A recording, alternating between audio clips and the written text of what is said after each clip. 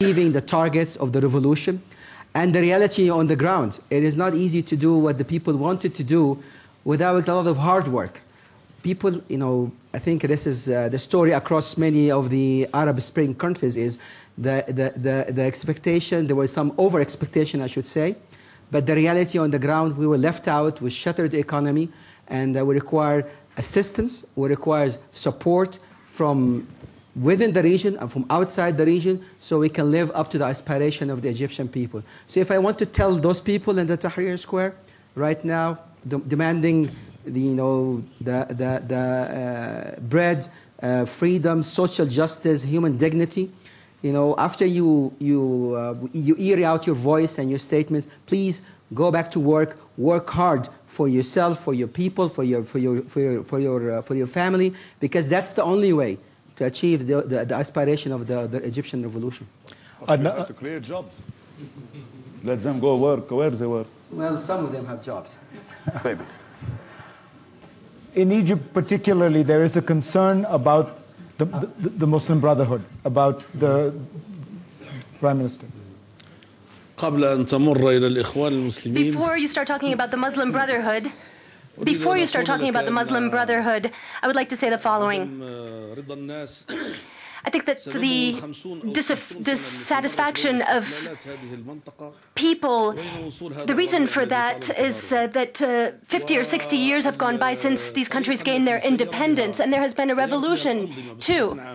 And I think that the way in which the regimes in place managed the region in general made people disappointed because there were so many aspirations for development in the first 20 to 30 years.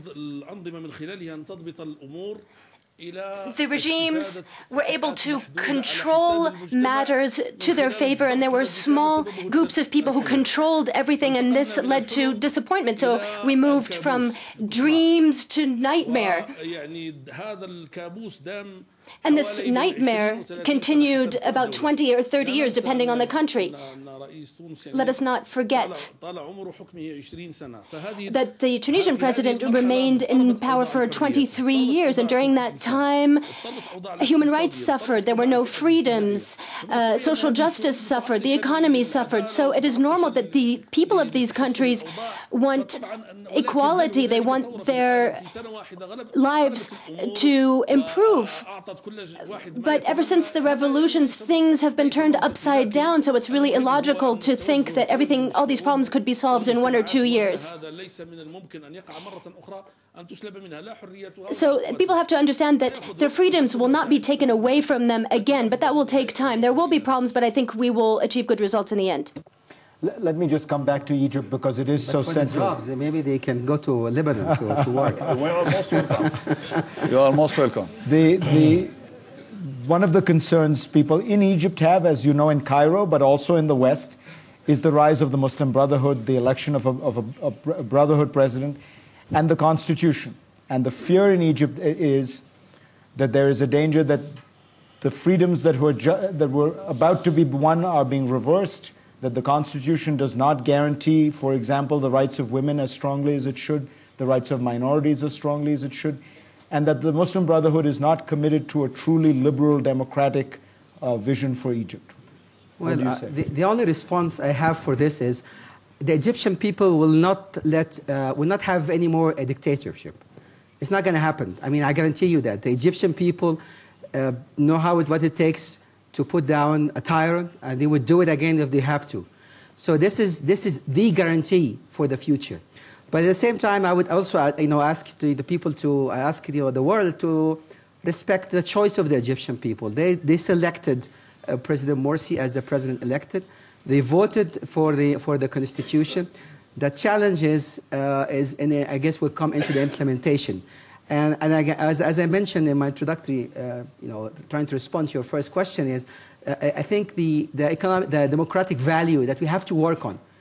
Maybe this morning, we were in a session, and Mr. Blair mentioned that the biggest challenge in democracy, how the majority will treat the minority, and that's the case. That's the case in Egypt. We really need to adopt this, inherit that to really accommodate the needs of the minority. Not winning an election means that you can take up everything, but these things will come with time. Prime Minister Mikati, I want you to elaborate on your comment. You think that in the Arab Spring, the crucial issue is the economic system needs to be able to generate jobs. Before answering this question, if I may say, today we all talk about democracy, freedom, transparency, governance, enhance the role of women. What are the meanings? It's a long process, and we cannot do it overnight. We cannot do it by one revolution or one season, one spring season. It is a very long process, and we have to achieve this whenever we have the right culture at the end of the tunnel. That's what I believe. Definitely, economy is very important. To create jobs and to create the right environment is the most important.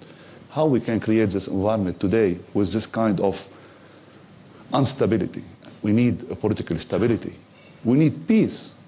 What happened to the struggle between the Palestinians and the Israelis in the region? All this, we have to talk about it, and we'll be very frank to see how we can get to end of this tunnel.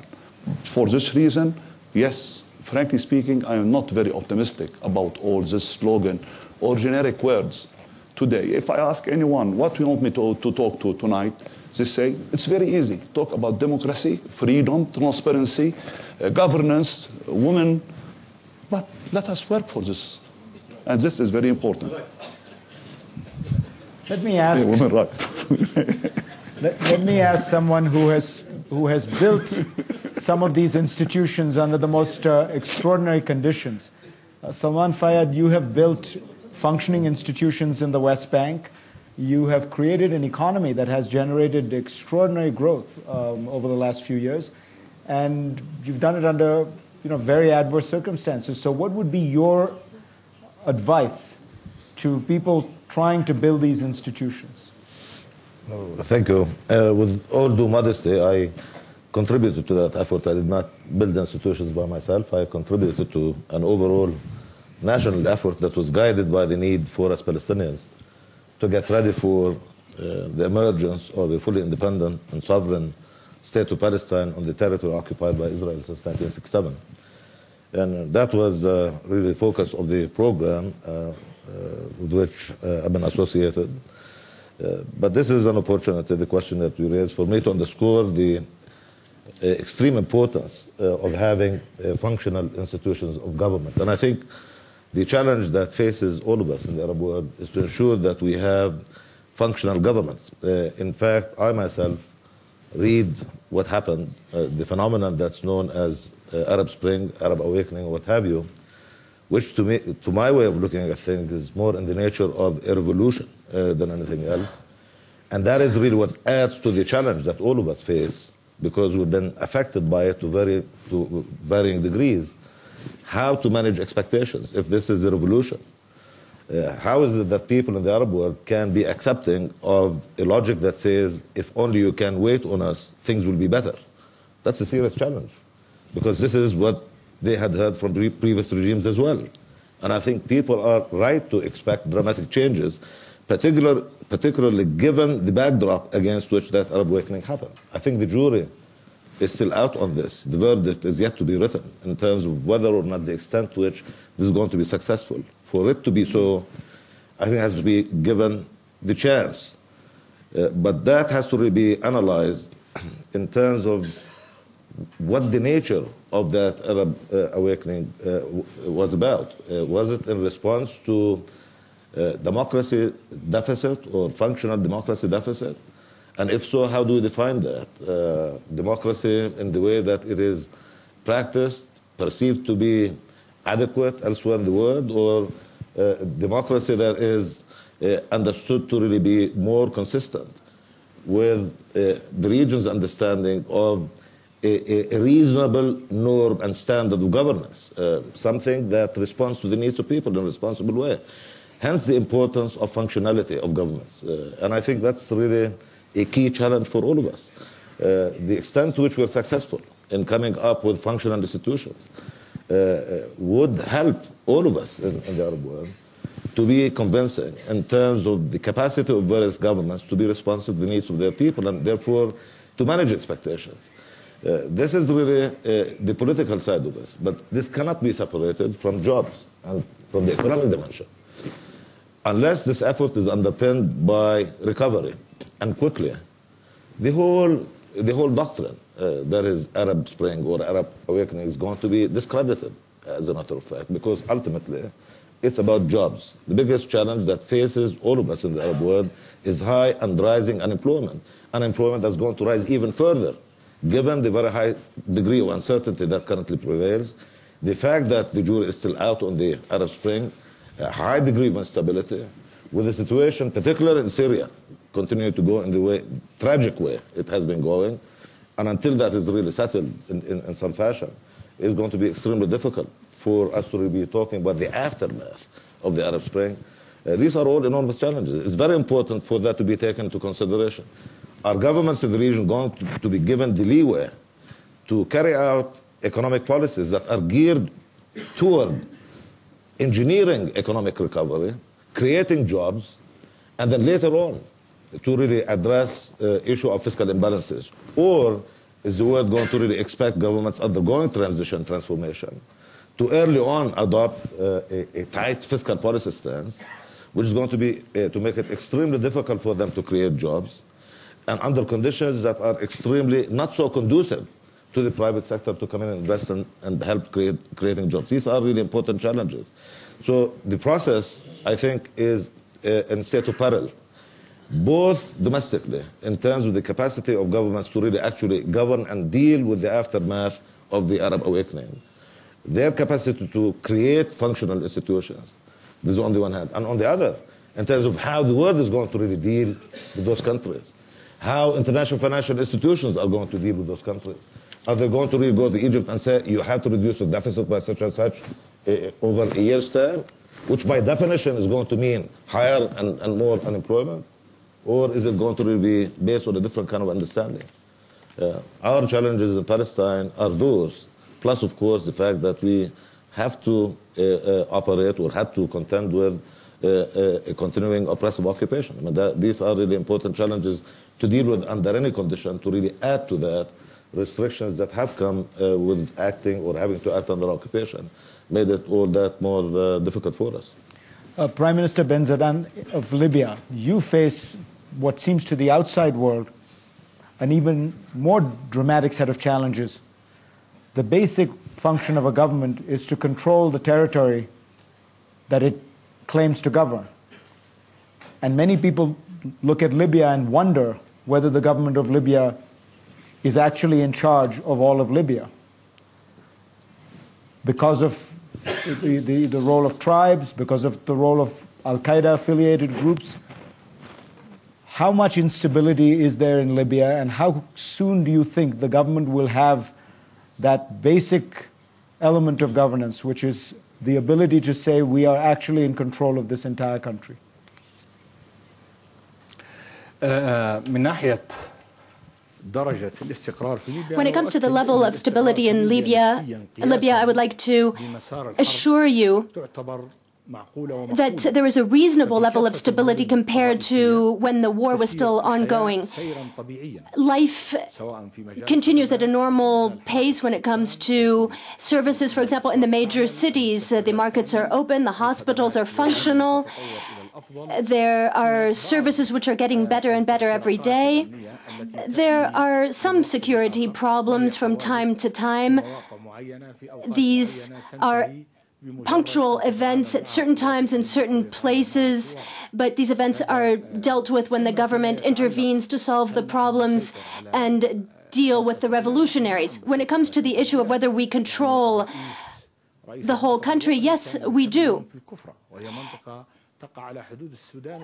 The head of the National Assembly was in Al-Kufra a few days ago and made sure of that. 2 days ago, I visited Ghat and Damas on the border with Algeria and Huez. These are very far-off places. They're isolated, and it can be assumed that we are targeted there, but we were able to move around quite freely and safely.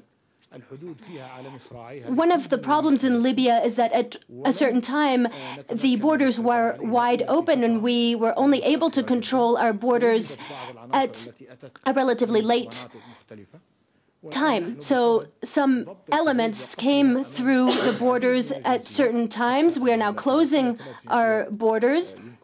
There are now only 3 nationalities who can enter Libya without visas: Tunisians, Turkish citizens, and Jordanians. Other than that, people of all other nationalities require a visa to enter Libya, but we have put in place this measure to try to avoid security problems.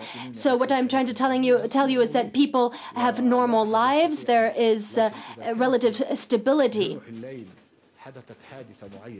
But if in the middle of the night there is a certain event somewhere, then that's a different thing. What happened in Benghazi, I think that there was exaggeration on behalf of some countries who took some preventive measures. And we can understand that they asked their citizens to leave, but the reality is that these people of foreign nationality live very peacefully in Libya, and there are security measures to protect them. Do you have an Al-Qaeda presence in Libya? It is said that that is so. There are some Islamists whose beliefs are close to those of Al-Qaeda. But the reports we received from our security apparatus show that there are a few people who have come who are known to be affiliated with Al-Qaeda, but there are not many. It's not really a phenomenon, shall we say. We cannot say that Al-Qaeda has a true presence in Libya. So you do not believe the attack on the American consulate in Benghazi was an attack by Al-Qaeda?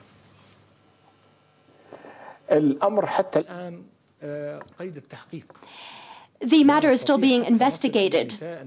We have not reached any final conclusions yet in this investigation. We have to talk to all of the witnesses and all the accused, and then we will draw conclusions.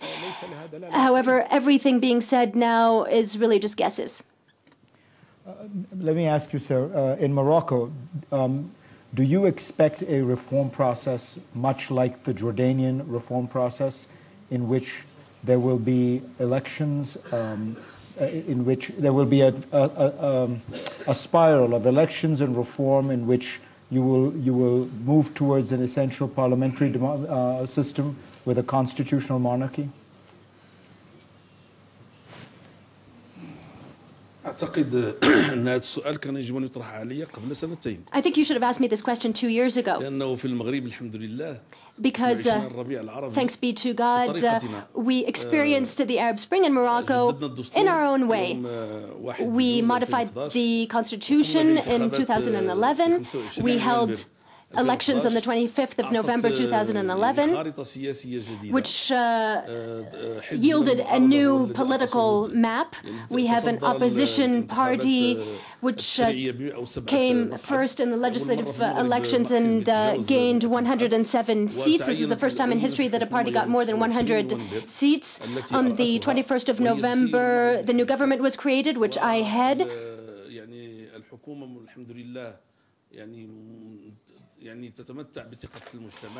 The society mostly trusts the government.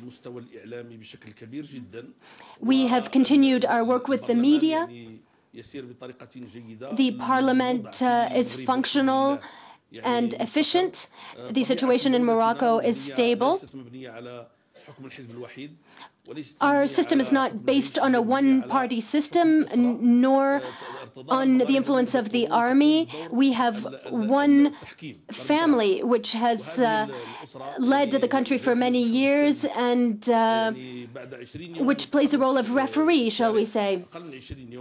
يعني قام بإلقاء خطاب His Majesty the King, after there were demonstrations, made a very courageous declaration. He took into account the demands of the people. He embarked upon constitutional changes, and thankfully, we have economic stability in Morocco. When we ask for loans, we obtain them. إمكانيات خطوط ائتمانية. We have lines of credit, big ones, open to us. There are many tourists who continue to visit Morocco normally. Political life is not always easy. There is a